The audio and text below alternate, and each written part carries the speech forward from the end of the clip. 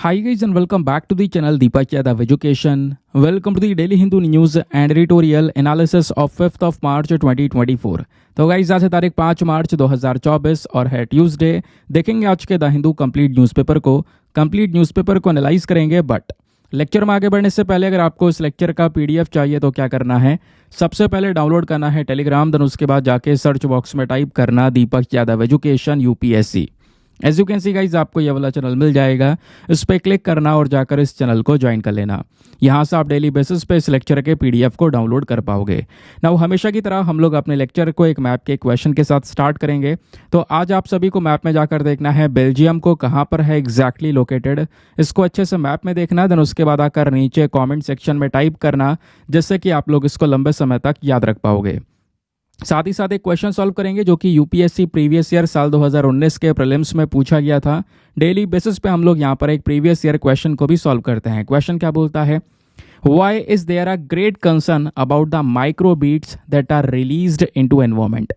जो माइक्रोबीट्स है बेसिकली, जिसको हम माइक्रो प्लास्टिक भी बोल सकते हैं, छोटे छोटे प्लास्टिक के टुकड़े, वो हमारे एनवायरनमेंट के लिए क्यों इतनी बड़ी समस्या हो सकता है, इसके बारे में आपने बताना है।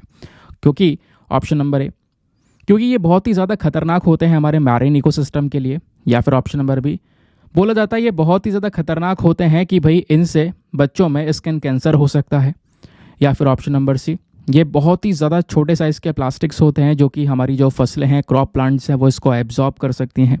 या फिर ऑप्शन नंबर डी, ज़्यादातर यहाँ पर ऐसे जो माइक्रो प्लास्टिक्स हैं, इनका जो बेसिकली कह सकते हो कि फूड वगैरह, खाने वगैरह के में भी यहाँ पर ये मिक्स हो जाते हैं, तो उसमें भी यहाँ पर इसका यूज़ हो जाता है।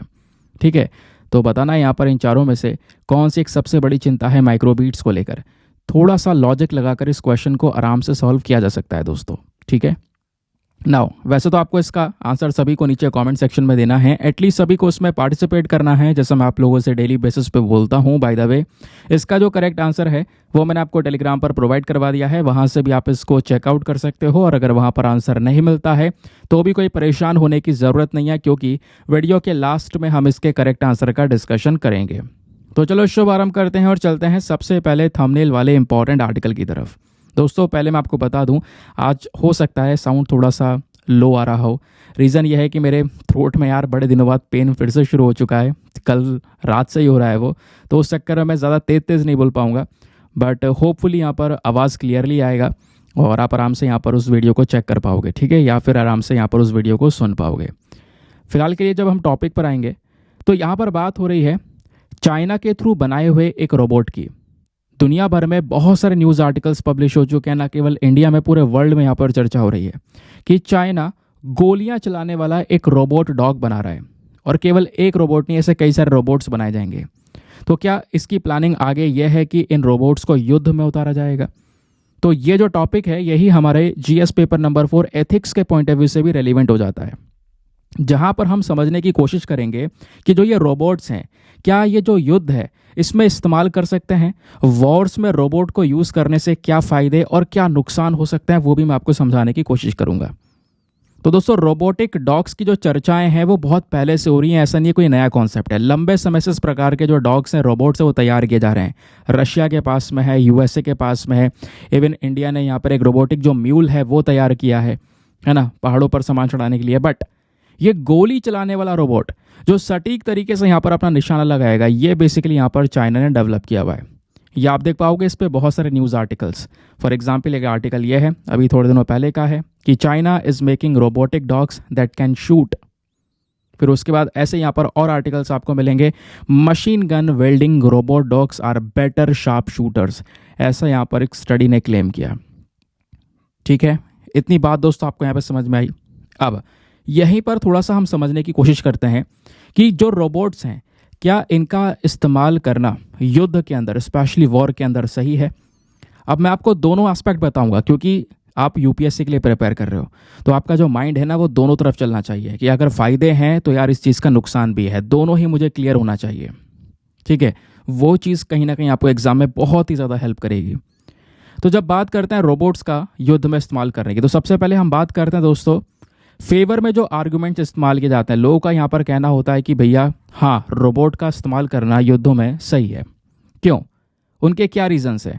नंबर 1 रीज़न, लोगों का कहना है कि रोबोट का अगर हम युद्ध में इस्तेमाल करते हैं तो इसमें सबसे बड़ा फ़ायदा यह है कि रोबोट का कोई भी फिजियोलॉजिकल लिमिटेशन नहीं होता, पहला रीज़न। अब ये फिजियोलॉजिकल लिमिटेशन मतलब क्या हो गया भैया, वो जो रोबोट है वो इंसान के कंपैरिजन में बहुत आगे है, बहुत मजबूत है। अब एक अगर इंसान युद्ध में लड़ेगा तो उस ह्यूमन को अच्छी खासी नींद चाहिए होगी, नींद के साथ साथ खाना चाहिए होगा, लेकिन यहाँ पर क्या ये रोबोट को चाहिए होगा? नहीं। तो रोबोट बिना सोए, बिना कोई यहाँ पर फूड कंज्यूम के इस युद्ध के अंदर में लड़ सकता है, बट ऐसा ह्यूमंस नहीं कर सकते। तो फिजियोलॉजिकल लिमिटेशन की बात आएगी तो इसमें रोबोट आगे है, ऐसा यहाँ पर पहला आर्गूमेंट देखने को मिलेगा इसके फेवर में। सेकेंड आर्गूमेंट है यहाँ पर ऑपरेशनल बेनिफिट्स मिलेंगे हमारे मिलिट्री को। अब ये क्या मतलब है? अब देखो दोस्तों, जो रोबोट्स हैं ना, ये बहुत सारे बेनिफिट्स प्रोवाइड करवा सकते हैं। एक तो फास्ट होगा, बहुत ज़्यादा चीपर है, ठीक है, सस्ते दाम में यहाँ पर इसको डेवलप किया गया है। उसके अलावा जो मिशंस हैं उसको यहाँ पर पूरा कर सकता है, लंबी रेंज हो सकती है यहाँ पर इनकी, और सटीकपना यानी एक्यूरेसी के साथ में अपने टारगेट्स को ये हिट कर सकता है।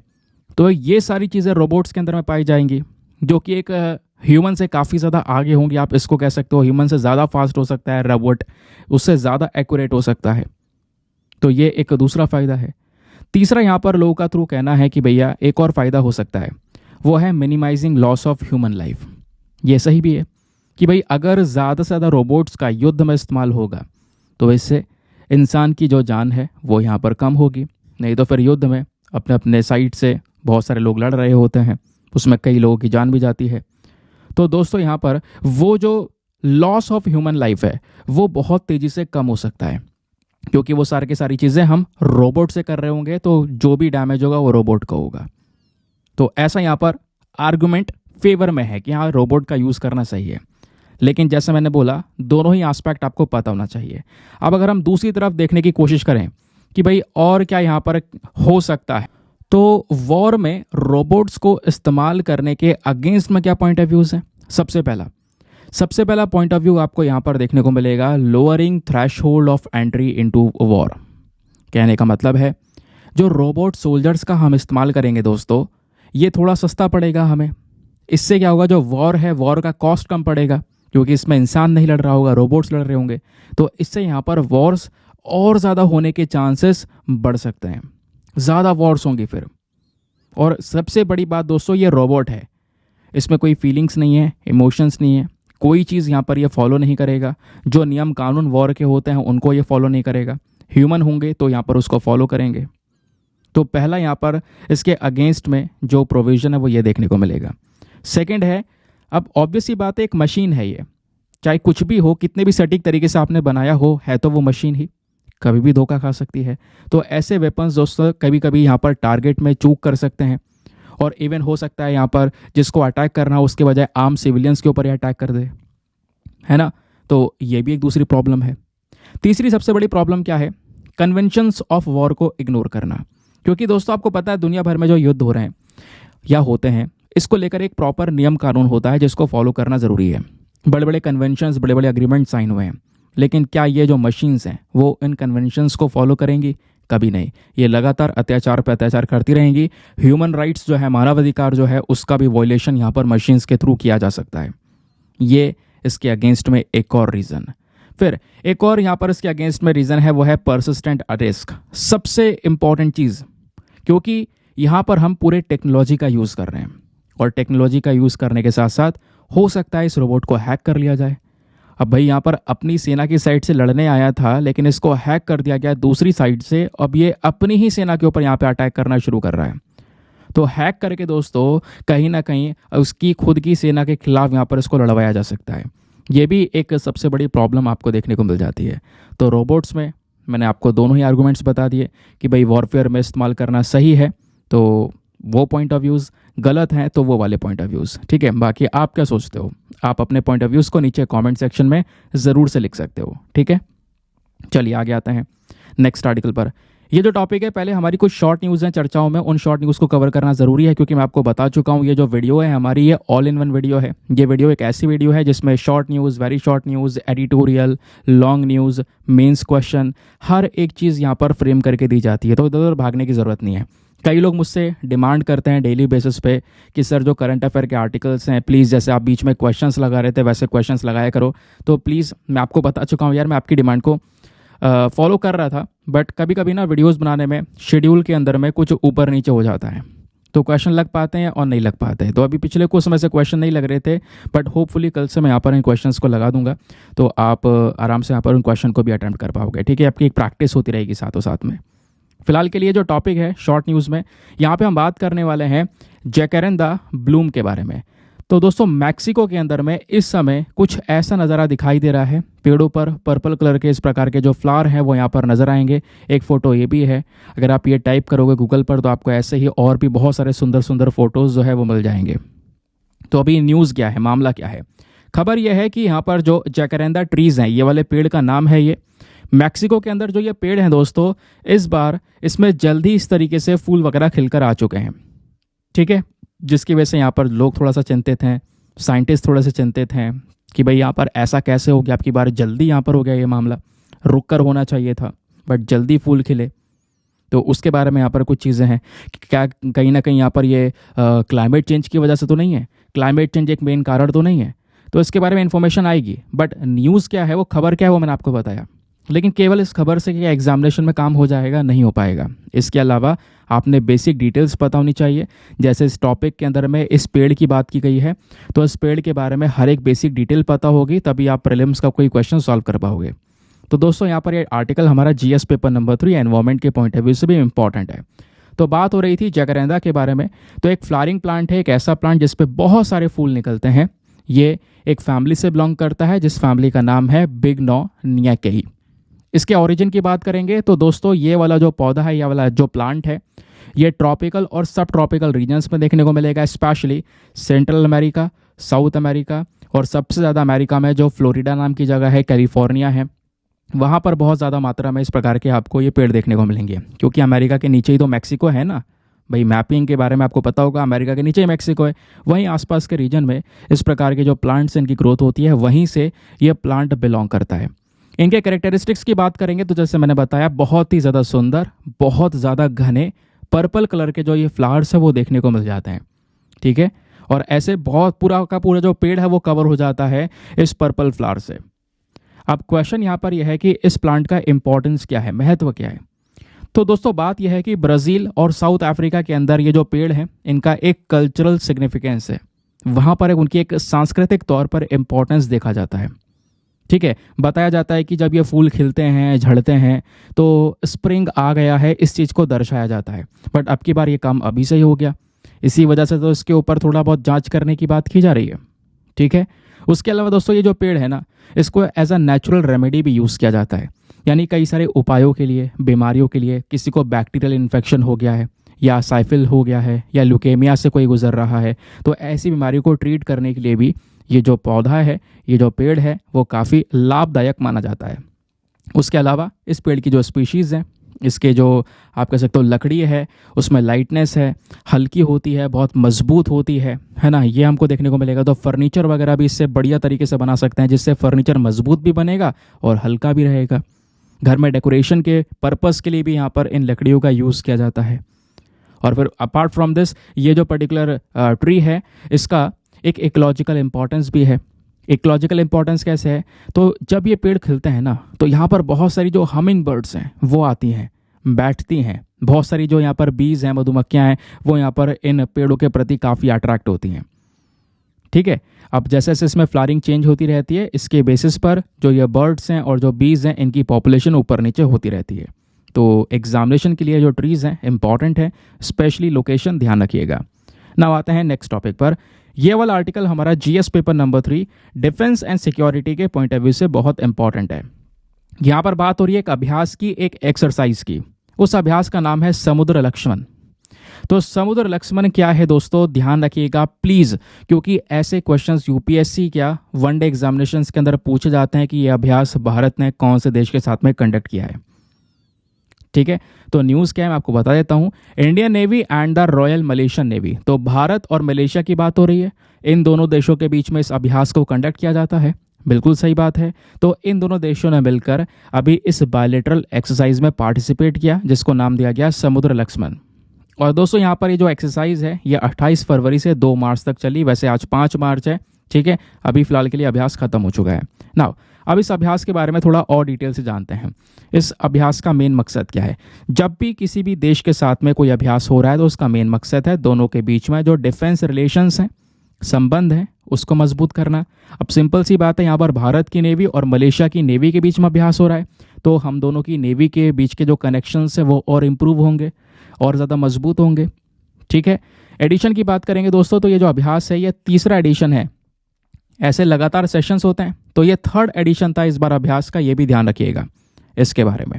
बाकी मलेशिया का लोकेशन अगर आप देखोगे तो इस तरीके से सिंगापुर के जस्ट पास में मलेशिया है। ये ऊपर सिंगापुर हो गया, सॉरी नीचे की साइड में सिंगापुर है मलेशिया के ऊपर। यहाँ पर थाईलैंड आपको नज़र आएगा, ठीक है। यहीं पर ऊपर ब्रुनाई नज़र आएगा।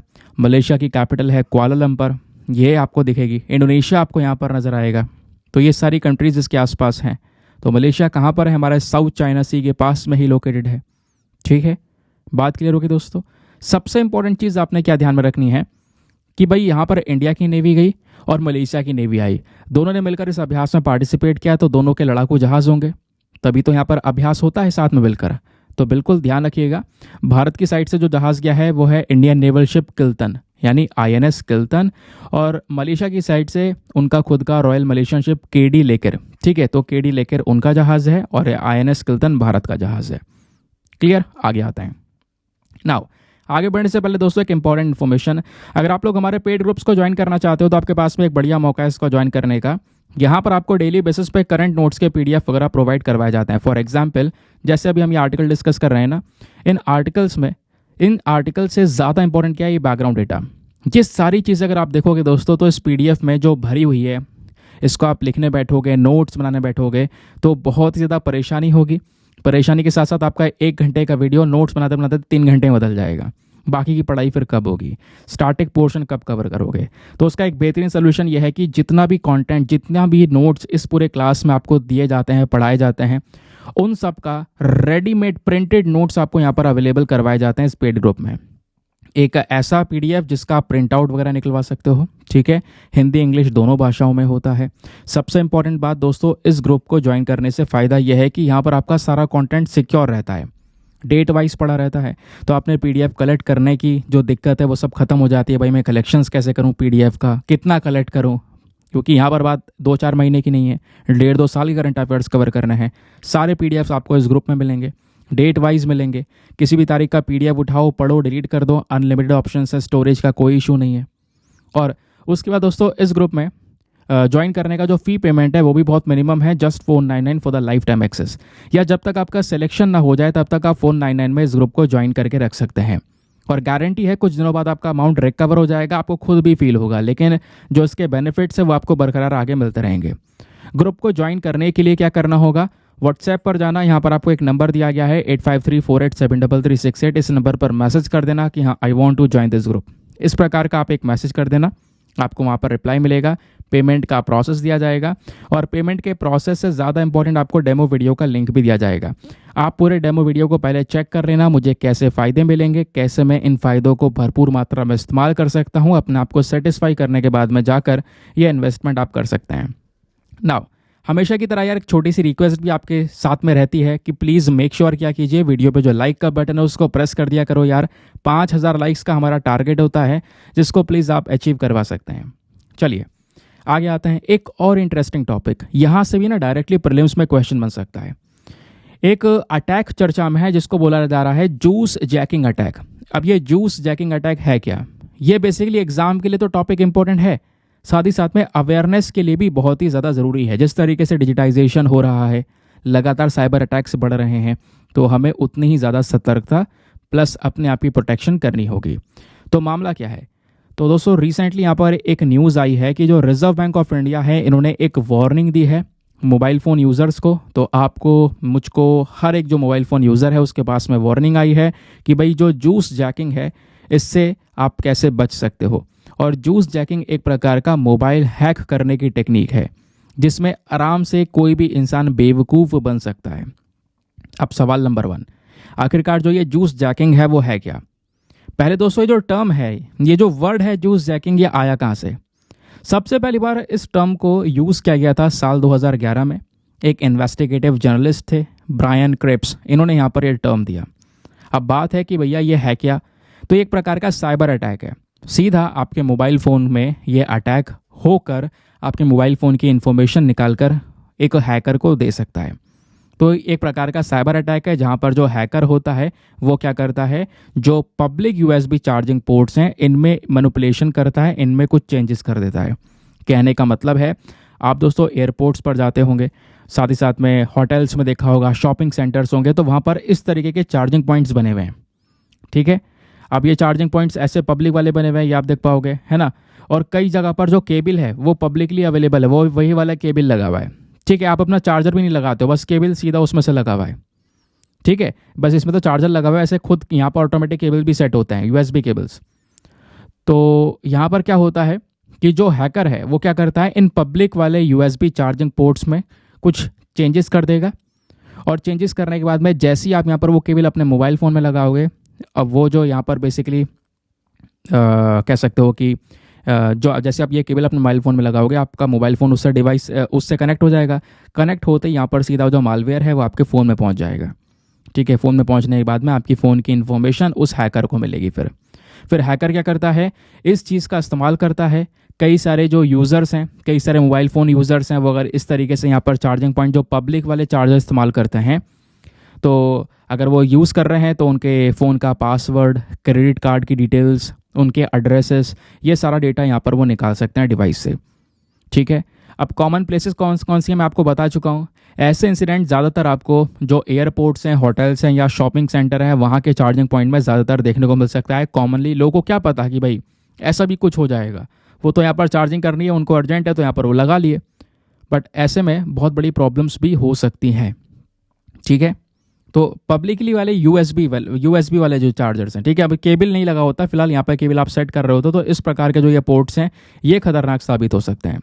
इसी को लेकर रिजर्व बैंक ऑफ इंडिया ने स्ट्रेस दिया है, लोगों पे जोर दिया है कि प्लीज़ आप जब भी यहाँ पर इस तरीके का डिवाइस यूज़ करें तो प्लीज़ अपना खुद का चार्जर यूज़ करें, ऐसा वाला यहाँ पर जो केबल है वो यूज़ ना करें।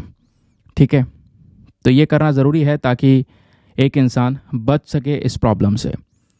अब सवाल यहाँ पर यह है कि कैसे इन साइबर अटैक से बचा जा सकता है। तो मोबाइल फ़ोन यूज़र्स को अपना जो पर्सनल चार्जर है वो इस्तेमाल करना होगा, और पर्सनल चार्जर आप यूज़ करो, लेकिन इन डिवाइसेस से अपने फ़ोन को कनेक्ट मत करो कभी भी। जो ये पब्लिक यूएसबी पोर्ट्स हैं, कभी भी इनके साथ में अपना डिवाइस जॉइंट नहीं करना है। कभी भी आपने कनेक्ट कर दिया तो हो सकता है आपके साथ में प्रॉब्लम्स क्रिएट हो जाए। बस ये एक छोटी सी इन्फॉर्मेशन है जो कि इंपॉर्टेंट है। क्वेश्चन बन सकता है भाई, हाल ही में जूस जैकिंग चर्चा में था, बताओ क्या है। कोई जिसने नहीं पढ़ा होगा वो एक आइडिया नहीं लगा सकता भाई ये प्रॉब्लम हो सकती है इसमें, ये एक प्रकार का साइबर अटैक हो सकता है। ठीक है, चलिए एक और टॉपिक आता है, ये भी हमारा GS paper number 3 defence and security के पॉइंट ऑफ व्यू से इंपॉर्टेंट है। यहाँ पर बात कर रहे हैं हम लोग VSHORADS के बारे में। ये क्या है, यह है very short range air defence system. इस प्रकार का एक सिस्टम होता है, दुश्मन के टारगेट्स को जो ऊपर हवा में उड़ रहा है उसको ख़त्म करने के लिए दोस्तों इस प्रकार से हम यहाँ पर क्या करते हैं, ये शूट करते हैं। तो शॉर्ट रेंज के लिए इस प्रकार की मिसाइल को तैयार किया जाता है जिसको नाम दिया गया है very short range air defence system. तो ये चर्चा में आखिरकार क्यों है, तो न्यूज़ सुनो पहले। चर्चाएं इसलिए हो रही हैं क्योंकि हमारे इंडिया की डिफेंस की एक सबसे बड़ी बॉडी है DRDO, that is defence research and development organisation. इन्होंने सक्सेसफुली 2 टेस्ट कर लिए हैं इस प्रकार के एयर डिफेंस मिसाइल के। 2 सक्सेसफुल टेस्ट हो चुके हैं ओडिशा के चांदीपुर से, जिस वजह से दोस्तों यहाँ पर ये लगातार चर्चाओं में बना हुआ है। तो आखिरकार ऐसा वाला ये वेरी शॉर्ट रेंज वाला मिसाइल सिस्टम है क्या, और मैं आपको बताता हूँ इसके बारे में। ये जो मिसाइल सिस्टम है दोस्तों, ये मैनपैड का 4था जनरेशन है। कहने का मतलब अब ये मैनपैड क्या है, मैनपैड का मतलब होता है man portable air defence system. ये आप देख पाओगे एक पर्सन बैठे हैं। अब ये क्या है, ये जो सिस्टम है ये पोर्टेबल है, इसको इधर से उधर ले जाया जा सकता है और टारगेट को सीधा अटैक किया जा सकता है, बड़े से बड़े टारगेट को अटैक किया जा सकता है। तो इस प्रकार की मिसाइल को जो कि पोर्टेबल होती है, इधर से उधर ट्रैवल कर सकते हैं इसको लेकर, वो मैनपैड कहलाती है। ठीक है, तो क्या है ये, समझ में आ गया, man portable air defence system. और इसी सिस्टम में लगातार जनरेशन्स टू जनरेशन्स कई सारे एडवांसेस जो चेंजेस है वो होने लगे, और उसी का एक वेरिएंट निकल कर आया VSHORADS। तो ये वाला जो वेरी शॉर्ट रेंज वाला मिसाइल सिस्टम है, ये 4था जनरेशन है इसी मैनपैड का। क्लियर हो गई बात दोस्तों। चलिए, तो मैनपैड क्या होता है? एक सरफेस टू एयर मिसाइल होता है जिसको हम सतह से एक इंसान जो है अकेला भी या एक दो लोग को लेकर भी इस प्रकार से टारगेट को हिट कर सकता है इस सिस्टम का यूज़ करके। अब सवाल यह है, इस very short range missile system को डेवलप किसने किया है? तो बनाया है रिसर्च सेंटर इमारात ने। इन्होंने कोलैबोरेशन किया डीआरडीओ के साथ में, तब जाकर इसको डेवलप किया गया। ठीक है, तो इसका मेन टारगेट यही है कि भाई जो यहाँ पर आसमान में उड़ते हुए हमारे दुश्मन हैं उनको ख़त्म करना, ये हमारा एक मेन टारगेट होता है इसका। उसके अलावा दोस्तों इसमें बहुत सारे पोर्टेबल और लाइट वेट फीचर्स हैं। जो बाकी सारे मिसाइल होते हैं ना वो बहुत भारी होते हैं, जिसको इधर से उधर ट्रैवल करवाना बहुत मुश्किल है, बट इसको यहाँ पर इधर से उधर लेकर जा सकते हैं। तो ये एक सबसे बढ़िया चीज़ या सबसे बढ़िया फीचर इसमें देखने को मिल जाता है। ठीक है, नाउ आगे आते हैं एक और इम्पॉर्टेंट टॉपिक पर। तो यहाँ पर बात हो रही है जो वेस्ट होता है ना, जो कूड़ा होता है, उसका सही उपयोग करने की। अभी कुछ दिनों पहले भी डाउन टू अर्थ के अंदर, या डाउन टू अर्थ का आर्टिकल है, कुछ दिनों पहले आर्टिकल पब्लिश भी हुआ था। हुआ क्या है, जो कूड़ा करकट है दोस्तों, इसको मैनेजमेंट करने में बहुत दिक्कत होती है हमें, और इंडिया में प्रॉपर उसका मैनेजमेंट हो भी नहीं पाता है। तो वेस्ट मैनेजमेंट की नई टेक्नोलॉजी अभी न्यूज़ में आ चुकी है, जिससे गाँव के अंदर लोगों की जो जीवन है वो और ज़्यादा अच्छा हो सकता है, बेहतर हो सकता है। तो क्वेश्चन बन सकता है दोस्तों, एक नई टेक्नोलॉजी जिसका नाम है बायोट्रिग। क्या नाम है? बायोट्रिग। फिर से बोल रहा हूँ, बायोट्रिग, ध्यान रखना। एक नया वेस्ट मैनेजमेंट टेक्नोलॉजी है ये। तो हाल ही में एक स्टडी ने यहाँ पर क्लेम किया है कि बायोट्रिग एक नया वेस्ट मैनेजमेंट टेक्नोलॉजी जो कि हमारे रूरल इंडियंस के, स्पेशली गांव में रहने वाले भारतीय जो लोग हैं, उनके ज़िंदगी को और सरल और बेहतर बना सकता है। सवाल यह है कि ये बायोट्रिग है क्या? तो दोस्तों ये एक ऐसा सिस्टम है जो कि कूड़े करकट को मैनेज तो करेगा, लेकिन कौन से सिस्टम पे काम करेगा? तो उस सिस्टम का नाम है पेरोलोसिस। तो पेरोलोसिस पर दोस्तों ये काम करने वाला है। पेरोलोसिस क्या है? एक प्रकार की केमिकल रिसाइकलिंग होती है यहाँ पर। ठीक है, मैं आपको बताऊंगा काम कैसे कर दी है। देखो, काम ऐसा होता है कि मान लो चलो गांव के अंदर में खेतीबाड़ी की, अब खेतीबाड़ी करते करते सब कुछ समेटते समेटते बहुत सारा एग्रीकल्चरल वेस्ट निकला। अब वो जो एग्रीकल्चरल वेस्ट है ना, इसका सही उपयोग कैसे करेंगे? उस एग्रीकल्चरल वेस्ट को हम क्या करेंगे? बायोट्रिग प्लांट में डाल देंगे। अब बायोट्रिग प्लांट में क्या होता है दोस्तों, इस वेस्ट को हम एक ऑक्सीजन फ्री चैम्बर, एक चैम्बर होगा जिसमें ऑक्सीजन नहीं होगी, तो उस चैम्बर में क्या करेंगे हम, ये सारी चीज़ें यानी एग्रीकल्चरल वेस्ट डाल देंगे। और डालने के बाद में दोस्तों वो जो सील्ड वेस्ट होगा ना, जिसको यहाँ पर हमने एक बॉक्स में बंद कर दिया जिसमें ऑक्सीजन नहीं है, अब उस बॉक्स को हीट किया जाएगा, गर्म किया जाएगा बाहर से, लगभग 400 डिग्री सेल्सियस पर। तो आप इमेजिन करो 400 डिग्री सेल्सियस पर गर्म करेंगे। जैसे गर्म करेंगे, इस प्रोसेस के दौरान इसमें से बहुत सारे केमिकल्स प्रोड्यूस होंगे। ठीक है, और उन केमिकल से बायोचार बनेगा। ठीक है, जिसका हम यहाँ पे यूज़ कर सकते हैं खेतों में, फिर बायो ऑयल बनाया जा सकेगा। उसके अलावा दोस्तों अफोर्डेबल और क्लीन इलेक्ट्रिसिटी भी बनाई जा सकेगी।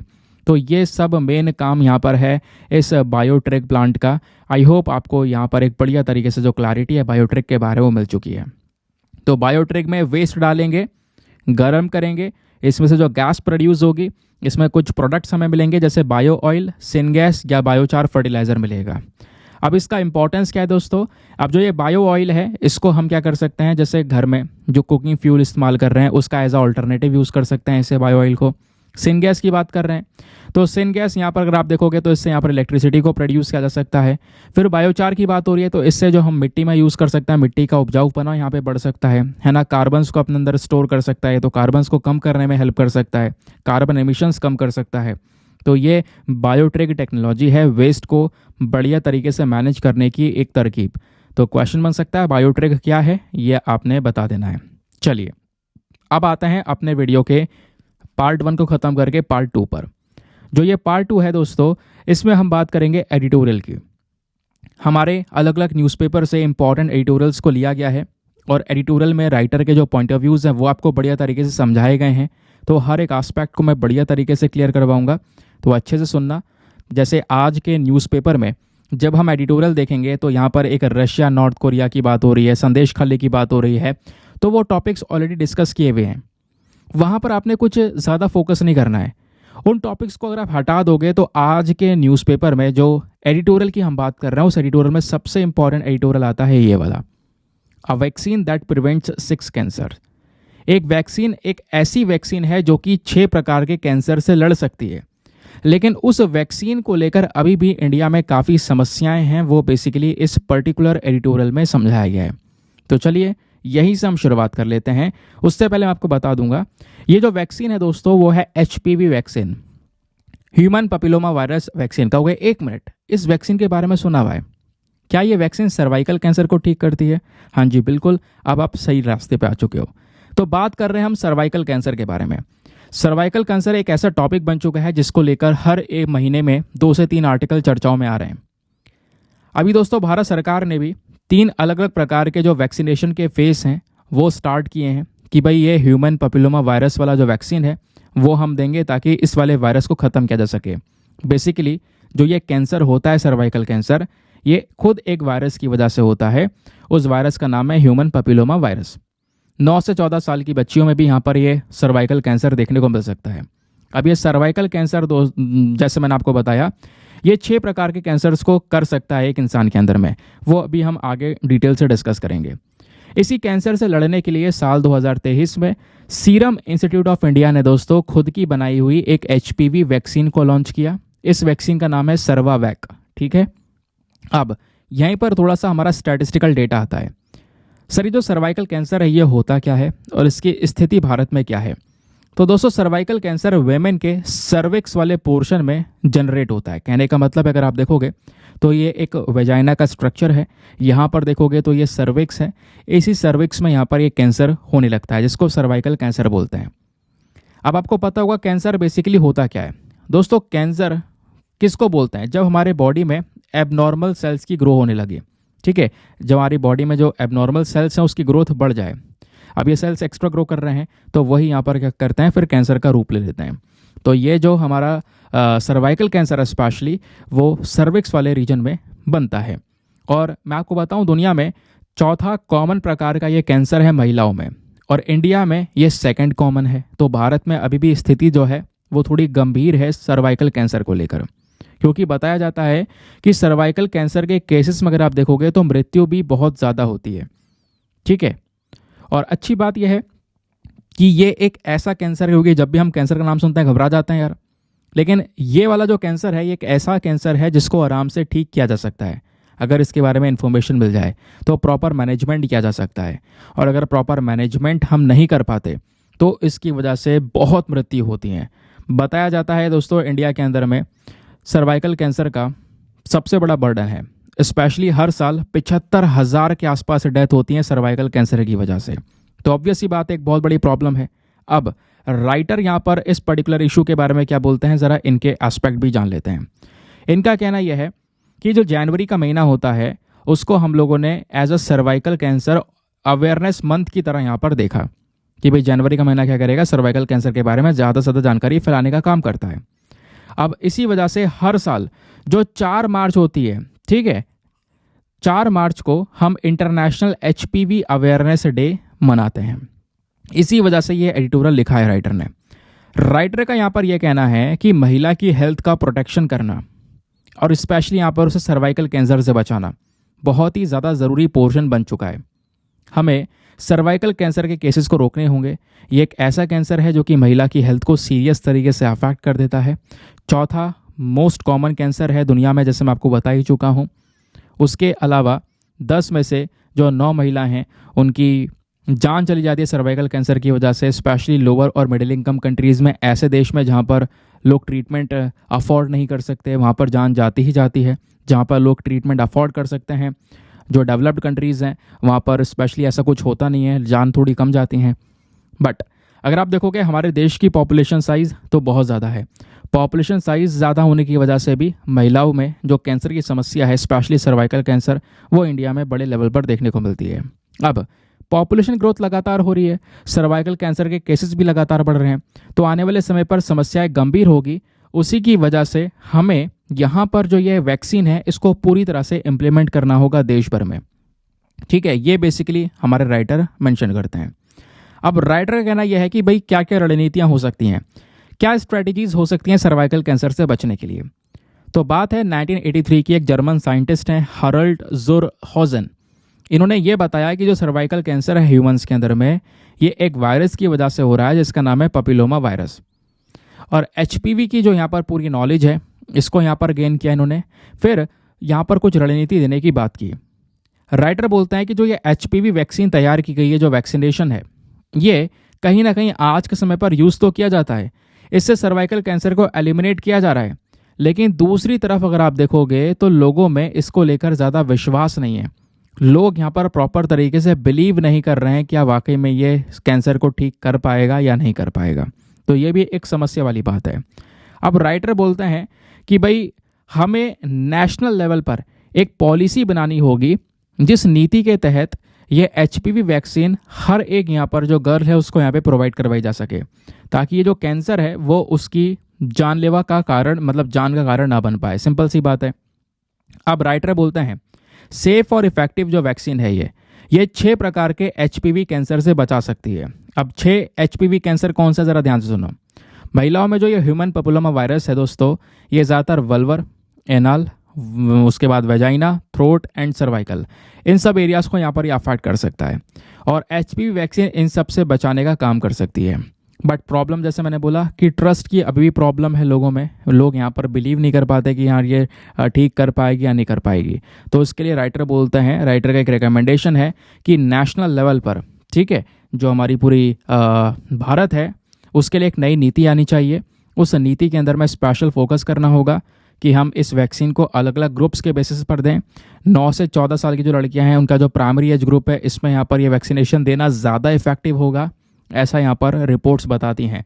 तो ये वैक्सीन से ये समस्याएं कंट्रोल की जा सकती हैं। ठीक है, तो ये मैंने आपको सर्वाइकल कैंसर के बारे में बता दिया और कुछ अलग से जो स्पेसिफिक डेटा है वो आपको बता दिया ना। वो आगे आते हैं। अब दोस्तों एक और एडिटोरियल आपको देखने को मिलेगा, लक्ष्मी मेनन है और स्नेहल धोते हैं, इन दोनों ने मिलकर इस पर्टिकुलर एडिटोरियल को लिखा है। ये बात करते हैं इंडियाज़ बार्जनिंग डेथ पेनल्टी क्राइसिस के बारे में। इंडिया में स्पेशली अभी भी अगर आप देखोगे तो जो मृत्यु दंड दिया जा रहा है वो अभी भी बड़े लेवल पर है। तो उसको लेकर कुछ इन्फॉर्मेशन इन्होंने शेयर की है, इससे संबंधित समस्याएं क्या हैं वो भी आपको मैं बताऊंगा। तो इस आर्टिकल में डिस्कस किया है कि इंडिया के अंदर में जो डेथ रो हैं, मृत्यु दंड जो दिए जा रहे हैं कोर्ट्स के माध्यम से वो ज़्यादा हैं। और एक तरफ आप मृत्यु दंड दे देते हो, बाद में जब केस सुप्रीम कोर्ट तक पहुंचता है तो वहाँ पर उस दंड को माफ़ भी कर दिया जाता है। तो इंडिया में एक्विटल रेट भी ज़्यादा है दोस्तों।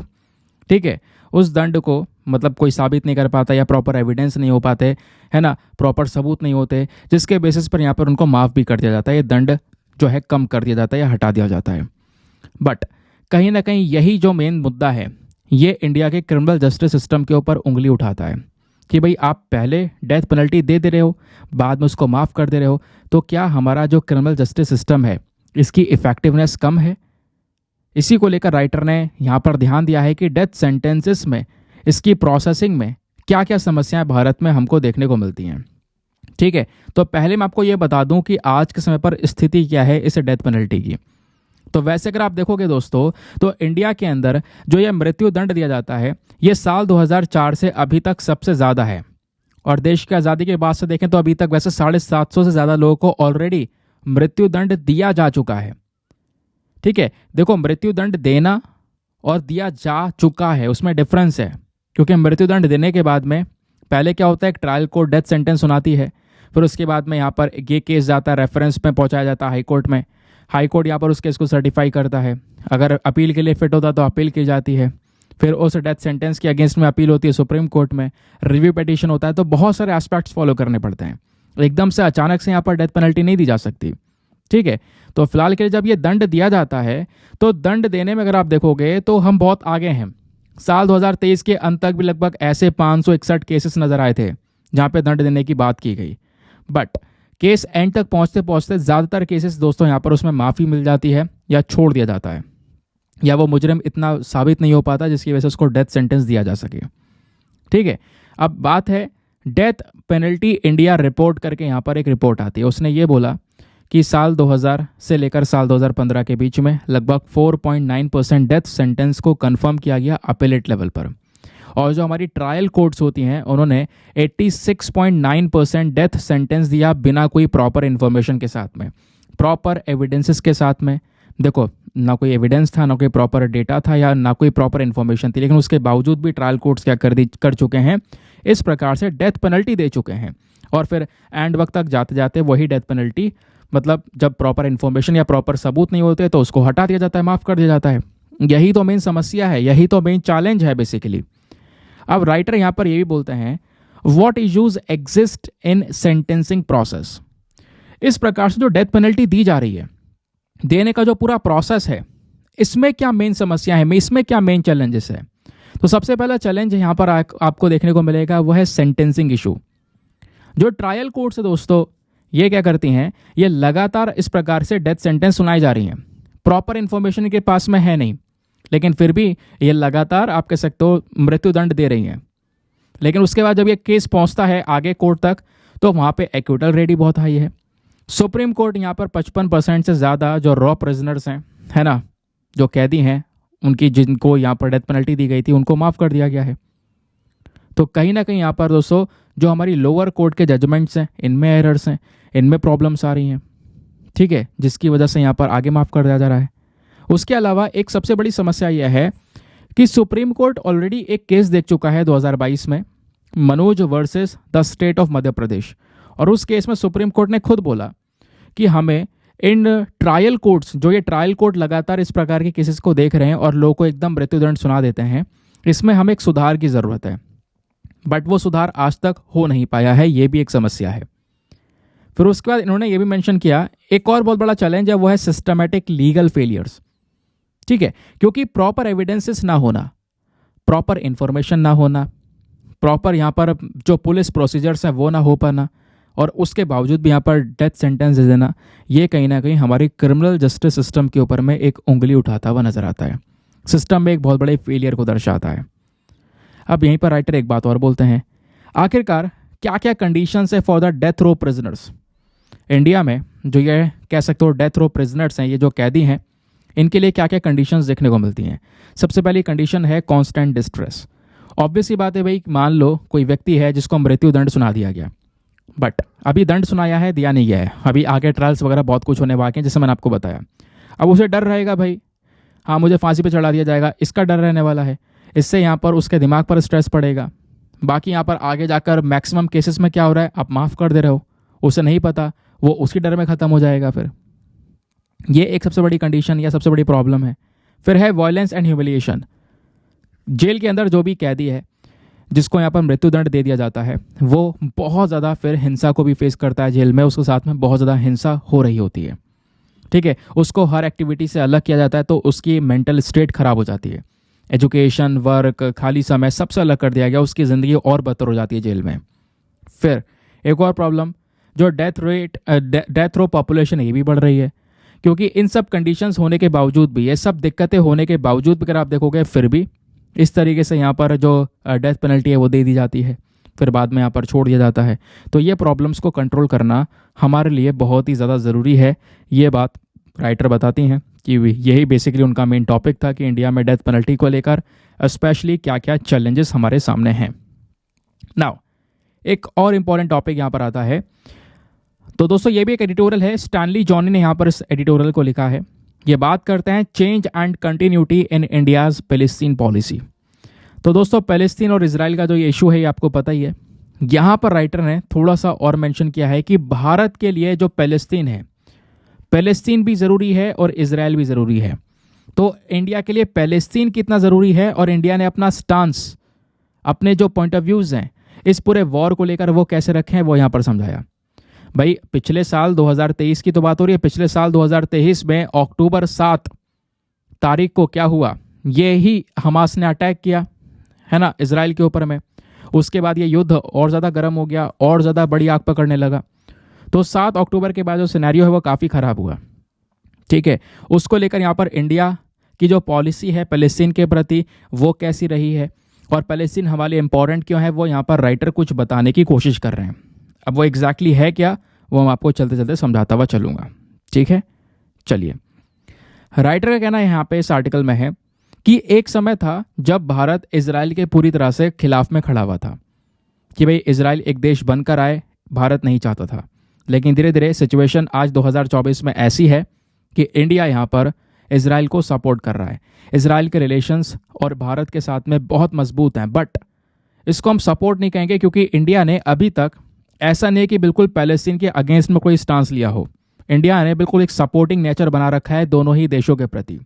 अगर आप इंडियन डिप्लोमेसी देखोगे तो दोनों ही कंट्रीज़ के प्रति यहाँ पर इंडिया की बॉन्डिंग अभी भी बहुत अच्छी है, क्योंकि चाहे कोई भी इवेंट हो, चाहे वो 7 अक्टूबर का इवेंट हुआ पिछले साल का जिसमें हमास ने अटैक किया, उसके बावजूद भी भारत ने हमेशा से 2 स्टेट सोल्यूशन के ऊपर में फोकस किया कि भाई 2 राज्यों का सोल्यूशन लेकर आया जाए, भाई ये दोनों एक दूसरे को यहाँ पर एक कह सकते हो एक मान्यता दें और काम खत्म करें। क्योंकि अभी भी दोस्तों इसराइल को कई सारे कंट्रीज़ हैं वो एज अ देश नहीं मानते, क्योंकि कहा जाता है इसराइल पूरी तरह से यहाँ पर पैलेस्टीनियंस को हटा के वहाँ पर उन्होंने अपना देश बसा लिया है, ज्यूज़ ने स्पेशली, है ना। इस वजह से कई सारी कंट्रीज़ उनको अप्रूवल नहीं देती हैं, बट कई सारे ऑलरेडी देश हो चुके हैं जो कि यहाँ पर इसराइल को एज अ कंट्री समझते हैं। तो भारत यहाँ पर 2 स्टेट सोल्यूशन की बात करता है, भाई दोनों अपने मामले को सुलझाओ बैठकर, और जो भी वायलेंस हुआ है, जो भी हिंसा हो रही है इस युद्ध में, उसकी निंदा भी करता है इंडिया। तो राइटर ये बोलते हैं कि इंडिया ने दोनों ही देशों के प्रति, चाहे वो फ़लस्तीन हो चाहे वो इसराइल हो, दोनों के प्रति अपने रिलेशनशिप को मेंटेन कर रखा है। यहाँ तक आपको समझ में आया। अब राइटर थोड़ा सा यहाँ पर इतिहास लेकर आते हैं, हिस्ट्री लेकर आते हैं। इनका कहना यह है कि इंडिया की जो पॉलिसी है फ़लस्तीन को लेकर, वो साल ब साल कैसे बढ़ती चली गई, कैसे इवॉल्व हुई। तो सन 1947 जब भारत देश आज़ाद हुआ, तो 1947 से लेकर 1992 के बीच का टाइम अगर आप देखोगे तो इंडिया ने यूनाइटेड नेशन पार्टीशन प्लान को अपोज ही किया था। हमेशा इजराइल को बनने से रोकने की बात की गई इंडिया के थ्रू। अगर आप देखोगे उस समय पर बीच में ही यूनाइटेड नेशन पार्टीशन प्लान आया था। उस पार्टीशन प्लान के तहत यहाँ पर 2 देश बांट दिए गए थे फ़लस्तीन के। एक तरफ फ़लस्तीन कर दिया गया, थोड़ी ज़मीन इसराइल को दे दी गई, इसराइल के ज्यूज़ को दे दी गई। फिर इनके बीच में आपस में वॉर होती चली गई। तो यहाँ पर इसराइल, वैसे ज्यूज़ बहुत ताकतवर हैं, इसराइल बहुत ताकतवर है, जिसके बेसिस पर यहाँ पर आप कह सकते हो इन्होंने पूरा एरिया कब्जा लिया। आज फ़लस्तीन ज़रा सा बचा है, गाज़ा पट्टी का एरिया ये ज़रा सा बचा हुआ है, ठीक है, ये आप देख पाओगे। तो इसराइल बने बेसिकली इसके खिलाफ में यहाँ पर वोट किया था इंडिया ने 1947 में, यूनाइटेड नेशन पार्टीशन प्लान की बात है, ठीक है। उसके अलावा 1950 में अगर आप देखोगे तो भारत ने इसराइल को एज अ देश यहाँ पर रिकग्नाइज़ किया, बट हमने फिर भी पूरी तरीके से जो रिलेशनशिप है वो एस्टेब्लिश नहीं किए थे। फिर उसके बाद अगर आप देखोगे तो कोल्ड वॉर के दौरान इंडिया कहीं ना कहीं फ़लस्तीन के सपोर्ट में खड़ा था और फ़लस्तीन की एज अ कैपिटल मानता था ईस्ट जेरूसलम को। तो फ़लस्तीन का सपोर्ट भारत पूरी तरह से कर रहा था। लेकिन अब ये जो पॉलिसीज़ हैं या जो डिप्लोमेसीज़ हैं धीरे धीरे बदलती हैं। 1992 से लेकर 2023 के बीच में अगर आप देखोगे तो भारत ने इजराइल के साथ में संबंध ज़्यादा मजबूत कर लिए एज़ कम्पेयर टू द फ़लस्तीन। तो इंडिया के जो रिलेशनशिप हैं, फुल डिप्लोमेटिक रिलेशनशिप है, वो 1992 में इजराइल के साथ में पूरी तरह से स्टैब्लिश हुए। लेकिन फिर भी चाहे कितने ही विवाद होते रहें, चाहे कितने भी इशू हुए, चाहे कितने भी वॉर हुई, चाहे हमारे कितने ही स्ट्रांग रिलेशंस क्यों ना हो, हमने हमेशा से 2 स्टेट सोल्यूशन को ही यहाँ पर अपनाने की कोशिश की है कि मामले को बैठकर साथ में रफा दफा करें। क्योंकि मामला अब इतना गहरा हो चुका है कि भाई अगर फ़लस्तीन सोच रहा है कि हम इजराइल को मिटा देंगे तो ऐसा नहीं हो पाएगा, या इजराइल सोच रहा है कि फ़लस्तीन को पूरा ख़त्म कर देंगे तो ऐसा नहीं हो पाएगा, ठीक है। तो बेसिकली यहाँ पर मामले को इस तरीके से बैठकर डिस्कशंस के साथ में ख़त्म करना चाहिए। फिर उसके बाद में अब राइटर ने बताया कि भैया मामला पूरी तरह से न्यूज़ में वापस आता है पिछले साल 7 अक्टूबर 2023 में। ये वो दिन था जब हमास ने इजराइल के ऊपर में अटैक किया, और अटैक करने के बाद में यहाँ पर इजराइल ने रिटेलिएशन में बहुत ज़्यादा अटैक किया। इतने सारे बम बरसाए कि आज दोस्तों गाज़ा पट्टी, जहाँ पर एक समय पर थोड़ी बहुत घर या बिल्डिंग्स हुआ करती थी, वो सब चपटा एरिया बन चुका है। तो यहाँ पर बहुत ज़्यादा बमबारियाँ हुई गाज़ा पट्टी पर, जिसके बेसिस पर इंडिया ने यूएन में वोटिंग भी की। पैलेस्टीनियन राइट्स को हम सपोर्ट कर रहे हैं अभी भी। इजराइल ने जो यहाँ पर पूरा वायलेंस किया है इसके थोड़े खिलाफ में खड़े भी हैं हम लोग भी, ठीक है। ह्यूमन राइट्स की बात हम इंडिया कर रहा है, तो इंडिया ने अभी तक स्टांस मेंटेन कर रखा है, वो राइटर का कहना है। अब राइटर इसी में एक बात और बोलते हैं कि यहाँ तक अगर कहानी मेंटेन चल रही है, बैलेंस होकर चल रही है, तो इनका कहना यह है कि हमें पैलेस्टीन को सपोर्ट करना होगा, ठीक है। पैलेस्टीन को सपोर्ट करने से इंडिया को क्या इंपॉर्टेंस मिलेगा, वो यहाँ पर ये बात करते हैं कि इंडिया के लिए क्या महत्व है पैलेस्टीन को सपोर्ट करना। तो राइटर बोलते हैं कि पहली चीज़ क्या होनी चाहिए कि इंडिया का जो हिस्टोरिकल स्टांस है कि हम लगातार पैलेस्टीन को सपोर्ट कर रहे हैं, वो चीज़ बनी रहेगी, है ना। तो इसलिए हमें ज़रूरी है सपोर्ट करना। दूसरा, ह्यूमैनिटेरियन कंसर्न्स के बेसिस पर कि अगर आप मानवाधिकार की बात करते हो तो गाज़ा में जो ये कॉन्फ्लिक्ट हुआ है इसकी वजह से लगभग अभी कुछ ही महीनों में 7 अक्टूबर के बाद 30,000 से ज़्यादा मौतें हो चुकी हैं। 90% 90% जो यहाँ पर गाजा की पॉपुलेशन है वो डिस्प्लेस हो चुकी है। बहुत बड़ा ह्यूमैनिटेरियन क्राइसिस चल रहा है। तो इंडिया यहाँ पर पैलेस्टीन को सपोर्ट करे, क्योंकि बात है ह्यूमन राइट्स की, ये राइटर के यहाँ पर कह रहे हैं। फिर राइटर ने यहाँ पर बात की है ग्लोबल साउथ की, कि भाई अगर इंडिया पैलेस्टीन को, ये गाजा पट्टी को सपोर्ट करेगा तभी ग्लोबल साउथ में लीड कर पाएगा। ठीक है, क्योंकि ग्लोबल साउथ में अगर आप देखोगे तो सदर्न सेक्शन में पूरे दुनिया में जो साउथ अफ्रीका है, ठीक है, ये भी एक बड़ा कंट्री है, ब्राज़ील है, एक बड़ा कंट्री है साउथ अमेरिका में। तो ये कंट्रीज क्लियरली गाजा पट्टी के साथ में खड़ी हैं, इजराइल के खिलाफ में एक्शंस लेने की बात कर रही हैं। तो इंडिया को भी यहाँ पर पैलेस्टीन को सपोर्ट करना होगा, ताकि इन बड़े देशों के साथ में अपने रिलेशंस मेंटेन रख सके और इस पूरे ग्लोबल साउथ में लीड कर सके। ठीक है, ये बात यहाँ पर बोली जा रही है। फिर बात आती है बैलेंसिंग इंटरनेशनल डिप्लोमेसी की। एक और इम्पॉर्टेंट चीज़ यहाँ पर राइटर बोलते हैं कि भाई इंडिया का जो क्रिटिसिज्म है इसराइल के प्रति, ठीक है, यहाँ पर जो हमारे एक्सटर्नल अफेयर मिनिस्टर हैं एस जयशंकर साहब, इन्होंने भी यहाँ पर क्या करा, इसराइल की निंदा की। भाई जो भी यहाँ पर ये जो पूरी युद्ध है ना, ये भयंकर दंगों में बदल गया, कई लोगों की जान गई। तो यहाँ पर भी हमें बैलेंसिंग प्रॉपरली करनी होगी, है ना, पैलेस्टीन को सपोर्ट करना ज़रूरी है। फिर बात आता है स्ट्रेटेजिक इंटरेस्ट। तो स्ट्रेटेजिक इंटरेस्ट में यहाँ पर बोला जा रहा है इस कॉन्फ्लिक्ट को हमें जल्द से जल्द निपटाना होगा। ठीक है, इस कॉन्फ्लिक्ट में हमें क्या करना होगा भाई, ये पूरा मुद्दा जितना चलता रहेगा उतना ही ज़्यादा जो ये आईमेक कॉरिडोर है, India middle east economic corridor, तो ये कॉरिडोर पूरा नहीं हो पाएगा, जहाँ पे हम भारत को यूरोप से जोड़ने की बात कर रहे हैं। तो इसमें इस मामले को शांतिपूर्वक निपटाना होगा, जिससे इजराइल पैलेस्टीन शांत हो जाए, और मामला ये शांत होने के बाद में इस तरीके से हम पूरा का पूरा ये जो व्यापार का रूट है वो बना सकें, जिससे यूरोप, इंडिया और प्लस अरब कंट्रीज़ के बीच में प्रॉपर तरीके से व्यापार हो सके। ठीक है, प्लस यहाँ पे कहना यह है कि हमें शांति से मामला सेट कराना इसलिए भी ज़रूरी है, क्योंकि जितना ये मामला बढ़ेगा बाकी देश उतरेंगे। भाई ऑब्वियस ही बात है, ईरान यहाँ पे पैलेस्टीन का सपोर्ट कर रहा है तो ईरान उतरेगा, फिर दूसरी तरफ यहाँ पे अमेरिका इजराइल का सपोर्ट कर रहा है तो अमेरिका उतरेगा, और एक तरफ अमेरिका ईरान दोनों अपना आपस में दुश्मन है। तो ये कंट्रीज़ अगर सामने उतर जाएंगी तो इससे जो मामला है वो और बिगड़ता चले जाएगा। ऑल ओवर द वर्ल्ड के लिए यहाँ पर सिचुएशन और गंभीर हो जाएगी, दुनिया में जो शांति है वो ख़त्म हो जाएगी, इनस्टेबिलिटी यहाँ पर बननी शुरू होगी। तो इन सब चीज़ों को रोकने के लिए यहाँ पर इन दोनों मामले को सेटल करना बहुत ही ज़्यादा ज़रूरी है। ठीक है, ये बात आई होप आप अच्छी तरीके से समझ चुके हो, जो कि यहाँ पर राइटर मेंशन कर चुके हैं। नाउ चाहो तो आप इस टॉपिक से संबंधित आज का एक मेंस क्वेश्चन अटेम्प्ट कर सकते हो। स्क्रीन पर एक छोटा सा क्वेश्चन है examine India's evolving stance on the Israel Palestine conflict. Bharat का मेन स्टांस क्या है, भारत के क्या मेन पॉइंट ऑफ व्यूज़ हैं इजराइल और पैलेस्टीन के इस पूरे विवाद में, और इसका सिग्निफिकेंस डिप्लोमेसी में क्या आपको देखने को मिलेगा, ये आपने समझाना है 250 शब्दों में। और आंसर लिखने के बाद में कहाँ पे सबमिट करना है, टेलीग्राम पर जाना, वहाँ पे जाके सर्च बॉक्स में लिखना दीपक यादव एजुकेशन मेंस ग्रुप। जैसे आप फुल फॉर्म लिखोगे मेरा टेलीग्राम चैनल मिलेगा, जहाँ पे ऑलरेडी 78,000 से ज़्यादा लोग जुड़ चुके हैं। आप भी जुड़कर अपने आंसर्स को लेकर सबमिट कर सकते हो। अपने आंसर को सबमिट करने के साथ साथ दोस्तों एक छोटा सा काम और करना है, एटलीस्ट सभी लोगों को 2-2 आंसर्स रिव्यू करने हैं। जब आप सभी लोग 2-2 आंसर्स को रिव्यू करोगे बहुत सारे फायदे होंगे आपको भी और सामने वाले को भी। आपको कुछ इंपॉर्टेंट पॉइंट्स मिलेंगे जो आप अपने नोट्स में इंक्लूड कर सकते हो। सामने वाले के आंसर में अगर कोई मिस्टेक होती है तो आप उनको बता सकते हो कि यहाँ पर इंप्रूवमेंट की आवश्यकता है। ठीक है, तो दोस्तों इस प्रकार से कोऑपरेटिव वे में वो पूरा का पूरा ग्रुप काम कर रहा है। चलिए आते हैं एक और इंटरेस्टिंग एडिटोरियल पर, यह भी बहुत ही ज़्यादा इंपॉर्टेंट है, इंडियन एक्सप्रेस का एडिटोरियल है। यहाँ पर राम माधव साहब ने लिखा है, एक बहुत अच्छे टॉपिक लिखते हैं, इनके पॉइंट ऑफ व्यूज़ बहुत अच्छे होते हैं, बहुत अच्छे आर्टिकल दिखते हैं ये। तो इन्होंने यहाँ पर मॉरिशस और इंडिया के बारे में बात की है। अब ये टॉपिक क्यों इंपॉर्टेंट है मैं आपको बताता हूँ दोस्तों। सबसे पहले अगर आप देखोगे तो इंडियन ओशन में एक कंट्री मिलेगा मालदीव्स और भारत के संबंध पिछले कुछ समय पर काफ़ी ख़राब हो गए, जिसका फ़ायदा चाइना को मिला और चाइना ने यहाँ पर अपना इन्वेस्टमेंट मालदीव्स में बढ़ाया। अब जो मालदीव्स है वो चाहता है कि भाई इंडिया अपनी मिलिट्री यहाँ से हटाए, क्योंकि मालदीव्स में जो सरकार है वो प्रो चाइना है। ये सारे मामले को देखते हुए हमें इंडियन ओशन के अंदर में अपनी मजबूती बनाने के लिए हमने क्या किया, मॉरिशस को चुना।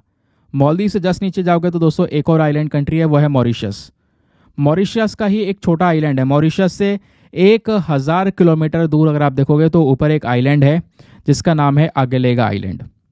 तो इस आगेलेगा आइलैंड पर दोस्तों भारत ने एक एयर स्ट्रिप बना दी है, हवाई अड्डा यहाँ पर तैयार कर रहे हैं, जिससे हमारी एक प्रॉपर कनेक्टिविटी मिलेगी। ठीक है, जिसको लेकर ये पूरा डिस्कशन हुआ है। तो यहाँ पर ये भी आपको जानने को मिलेगा मॉरिशस का जो महत्व है वो भारत के लिए कितना ज़्यादा है, वो राइटर ने यहाँ पर समझाया है। तो राइटर ने एडिटोरियल क्यों लिखा? क्योंकि हाल ही में प्रधानमंत्री नरेंद्र मोदी जी ने मॉरिशस और इंडिया दोनों ने मिलकर एक नया एयर स्ट्रिप का इनाग्रेशन, एक उद्घाटन किया है। कहाँ पर? इस अगलेगा आइलैंड में। ठीक है, अब ये अगलेगा आइलैंड कहाँ पर है मैंने आपको बता दिया। मॉरिशस जो है उससे लगभग 1000 किलोमीटर दूर यानी ऊपर नॉर्थ में ये अगलेगा आइलैंड आपको देखने को मिल जाएगा। ठीक है, अब बात यह है कि जो हम एयर स्ट्रिप तैयार कर चुके हैं, इसका उद्घाटन किया है अभी, उसका इंपॉर्टेंस क्या होगा? हम अगलेगा आइलैंड में इंफ्रास्ट्रक्चर डेवलप कर रहे हैं, इसका क्या महत्व होगा? मॉरिशस के लिए क्या महत्व होगा? इंडिया के लिए क्या महत्व होगा?